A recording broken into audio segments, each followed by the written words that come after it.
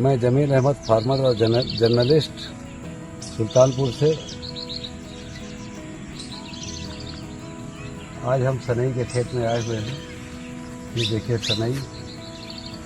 सनई बहुत ही उपयोगी चीज़ है। ये मान के चलिए आप कि जिस तरीके से ढैंचा होता है, हरी खाद बनती है, इसी तरीके से ये सनई है। सनई हमारे बचपन में तो इसको काफ़ी ज़्यादा खेती होती थी, क्योंकि इसका सन बनता था और इसकी जब ये मैच्योर हो जाता था तो इस टाइम पर इसका अभी तो इसमें फूल आ रहे हैं।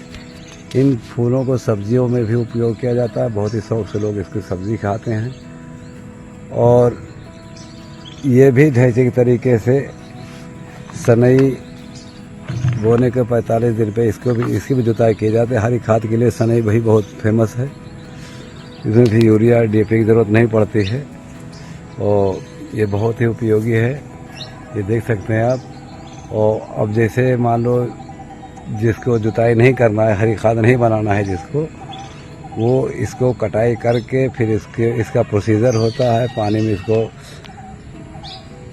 दबाया जाता है मिट्टी से। जब कुछ दिन के बाद जब ये महीनों रखा रहता है पानी में, जब सड़ जाता है तो इसका ये जो रेशा देख रहे हैं आप, ये देखिए, ये सन के काम में आता है। इसका बहुत ही उपयोगी इसका होता था। पहले जूट बनता था, जूट के बोरे बनते, आज भी बनते होंगे। हमारे इलाके में सब विलुप्त होते जा रहे हैं, लेकिन सरकार इन चीज़ों पे ध्यान दे रही है और इसकी जो है वैज्ञानिक तरीके से खेती के भी सुझाव दे रहे हैं। सरकार की मंशानुसार ये सब लोग किसान गोष्ठी में जाते हैं, अटेंड करते हैं, उसके बारे में जानकारी की वैज्ञानिक देते हैं हमारे कृषि विज्ञान केंद्र के और कृषि विभाग के।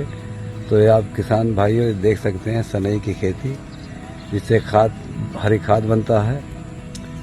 और हरी खाद जो नहीं बनाता है तो इसको सन जो है, सन कहते हैं हम लोग भाई। बाकी अलग अलग क्षेत्रीय भाषा है इसका। जो इसी का जूट का बोरा भी बनता है और भी तमाम चीज़ में उपयोग होता है। हमारी जहाँ तक जानकारी है कि सन तो बहुत खूबसूरत बनता है, बिल्कुल सफ़ेद होता है, लेकिन बहुत लंबी प्रक्रिया होती है, बहुत अच्छे काफ़ी प्रोसीजर है इसको बनाने के लिए। इसको पानी में सड़ाया जाता है, सड़ाने के बाद फिर इसको धुला जाता है। बदबू बहुत होती है, लेकिन किसान मेहनत करके इसको जब तैयार कर लेता है तो मंडी में अच्छा रेट से बिक जाता है। अगर किसान भाई अगर चाहें तो इसकी भी खेती करके अपनी इनकम ले सकते हैं और अपने खेत की उर्वरा शक्ति बढ़ा सकते हैं, सन बना सकते हैं। और अपने नज़दीकी वैज्ञानिक से पूछें, इसके बारे में और भी ज़्यादा सटीक जानकारी देंगे। जय हिंद, जय भारत।